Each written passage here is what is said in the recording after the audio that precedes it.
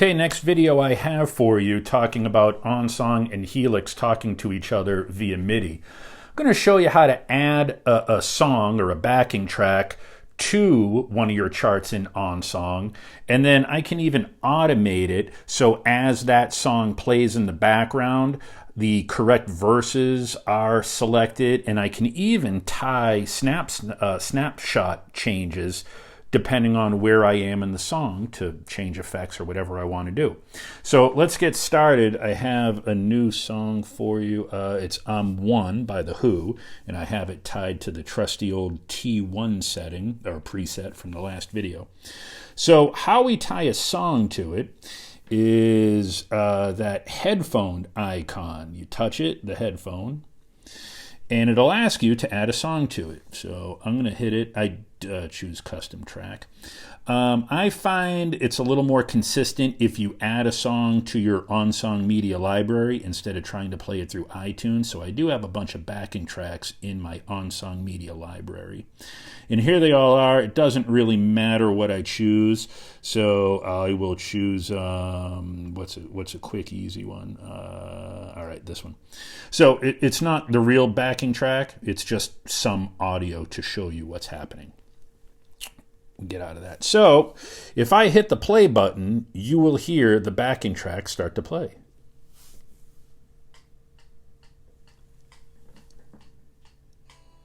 It's just my headphones. I don't have a speaker hooked up right now.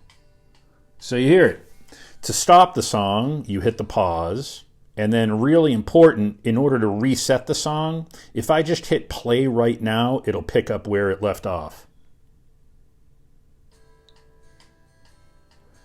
which is no good if you're in the middle of a set. So always double tap the play button and that resets the song. So now what I want to do is, if this is the auto scroll, the arrow, if I long press it, it will show me that it is considering this song to be 5 minutes long based on the length of the backing track. So if I hit the auto scroll button, it will take 5 minutes for the red bar indicator to scroll through the whole song. But that might not necessarily time out. I want to hit verse 1 when I want to hit verse 1. I want to hit the chorus. I want to hit verse 2. So I'm going to do what OnSong calls record a timeline, which is so freaking cool. Again, long press the arrow. Let's try it again. Long. It's a little finicky trying to do this through the phone. Long press the arrow, and you see the duration. Right next to it is timeline. I'm going to tap timeline. And you can see it says start recording. Once I hit start recording, any way I manipulate OnSong, it's going to remember in the timeline. So this is what we're going to do. I'm going to start recording. And I'm going to scroll in to the first verse, or scroll in so I can read the lyrics better. I'm going to select the first verse just by tapping it. And you can select a part of a song just by tapping it, just like I just did, verse 1. I believe OnSong recognizes different sections of a song based on a blank line. I don't think it has to be labeled. I think it'll call it like verse 1, stanza 1, or change stanza. I have mine labeled anyway. That's beside the point. So at this point, you know what? I'm going to stop recording. Because that was way too long. So I'm going to long hold that again. I'm going to hit stop recording because there was just too much time to kill there. Hit the little eraser button, and then you'll get the option to erase everything, which is what I want to do. So zoom out again. I'll choose a different verse just to show you where we're at. And once again, I will long hold it. We're already on timeline. I will start recording. I will zoom in where I want it to go. I will choose the first verse. Now I will play the backing track.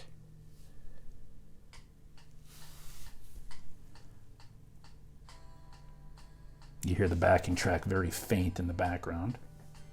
So let's just say at this point in the song, I want to hit the chorus. All I have to do is tap the chorus. Now let's say I want to scroll up a little bit. And at this point of the song, I want to be on verse 3. I'll tap verse 3. Scroll up a little bit. Now we're back in the chorus. I'll tap chorus. Now the song's over. I'm going to stop playing. I'm going to long press the auto scroll button again and hit stop recording. So now, in theory again, I will reset the song. Otherwise, it's going to come back and bite me in the butt. So now I'm just, whatever, doing what I want to it, just making it wonky. When I hit the auto scroll button now, everything we just did will automate. Let's see. First thing I did was zoom in.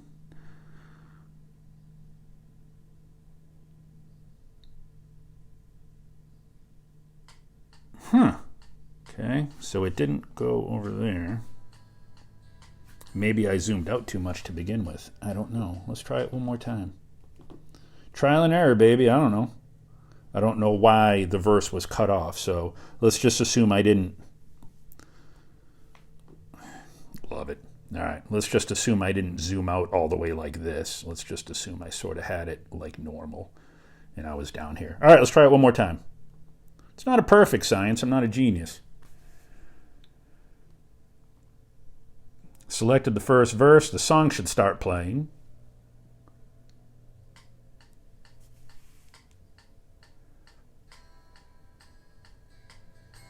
We should move to the chorus here pretty quickly.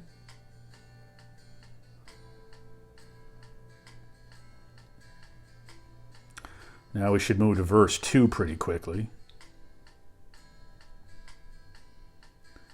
The scrolling is not super smooth. I don't know how to fix that, but it does end up in the right place. And then I think we scrolled again. Yep, and now we went to the chorus. And then the song pretty much ended. All right, now let's take it one step further. Now I'm going to show you how to tie snapshots to those changes.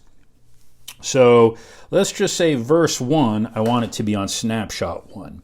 So first video I told you, this is the MIDI information, and the CC69 is actually the snapshots. Again, MIDI starts at 0. Helix doesn't have a snapshot 0, so snapshot 1 is actually 0, 0, 0. Let's program it. So when we hit verse 1, I want it to be on the first snapshot. How do we select verse 1? Well, it's sweet. We just hold on, long tap to that verse. And we have our MIDI event menu again. We hit the plus button, and we want control change 69000. So control is already there, all channels, who cares? We need this to be 69. And the value, again, the slider, goes to 0, because that's the number we want. Get out of that. Let's say when we go to the chorus, I want to go to snapshot 2. If I choose snapshot 2, you can see 69 goes up to 001. Same thing, I long press the chorus. I hit the plus button. Control change 69. And now I want 1. Done. Let's say when I go to verse 2, I want to go to snapshot 3, which has jumped up to CC69002. So I will, where are we here? 1, 2, all right. Verse 2, long hold again. Hit the plus button, control, 69, and that was, again, the memory thing, that was 2. Done. And for S's and G's, once we hit the chorus for the second time, let's go back to snapshot 1. So snapshot 1 should remember is all zeros. So I will hold that. Try it again because I hit a wrong button. Plus, control, 69, and that is 0. Done. So everything now has been recorded, and the snapshot should change. So I'm going to hit, I don't know if I reset the song, but I'm going to.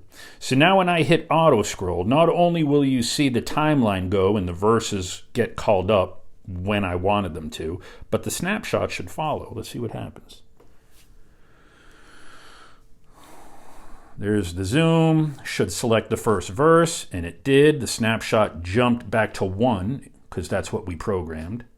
The song starts playing. So when we go to the first chorus, it should jump to snapshot 2.